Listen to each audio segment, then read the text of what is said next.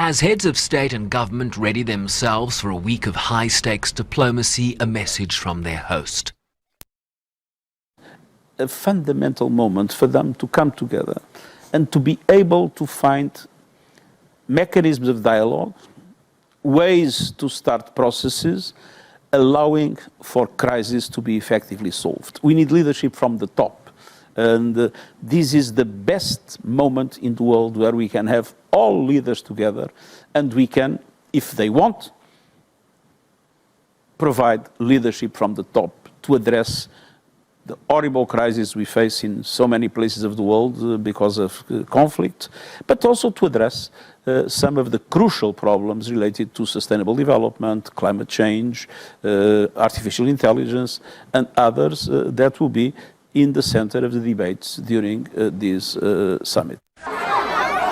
The SG for now refuses to use the term genocide to classify the catastrophe unfolding in Gaza, despite a growing consensus, including from a UN Independent Commission of Inquiry making that determination this week, rather seeking that classification from competent organs such as the International Court of Justice. But he did offer this. What's happening in Gaza today is intolerable. Intolerable from the moral point of view, the political point of view, and the legal point of view. Gaza City is being destroyed building by building, and at the same time 300,000 people already left, but left in dramatic circumstances through congested roads. Apparently one new road is being opened today for a few days, and you have massive destruction. And what we have been witnessing since the horrific attacks of Hamas that I always condemned, but in the response in Gaza, what we have witnessed is the higher level of death and destruction that I can remember in any moment of my public life. And this is absolutely intolerable. This is the moment for a permanent ceasefire, for the release of all hostages, and for unimpeded humanitarian access to Gaza.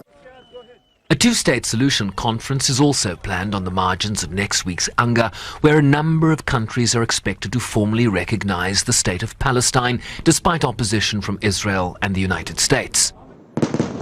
While we also pressed Guterres on the civil war in Sudan, which today represents the largest humanitarian emergency anywhere in the world. Intolerable, and as you said, there is total impunity. And the impunity comes from the geopolitical divides. And the geopolitical divides paralyze the Security Council.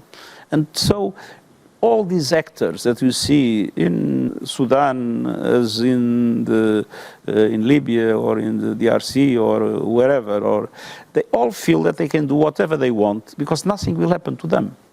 And this is something that needs to change. And one of the central aspects of this change is the reform of the Security Council. He confirmed his attendance of the G20 Leaders Summit in Johannesburg this November as the question of debt relief and reforming the global financial architecture to better support the implementation of the Sustainable Development Goals remains a central theme.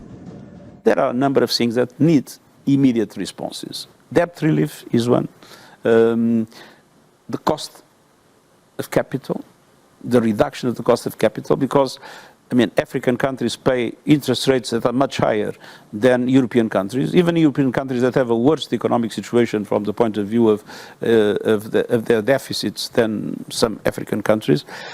And at the same time, the need to mobilize much more resources, namely in concessional funding, that is not available today to middle-income countries in distress, because they are still developing countries, they are still relatively poor, but because they are classified as middle-income countries, they do not receive any kind of concessional funding, and that is absurd. So there are a number of changes that need to be made beyond the reform of the structures, and I must say I fully support the initiatives of the South Africa presidency of G20 in this regard.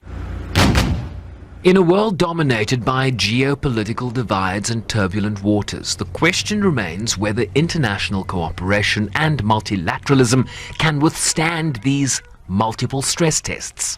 Next week's high-level meetings at the UN will offer some clues. Shervin Brycebees, SABC News, New York.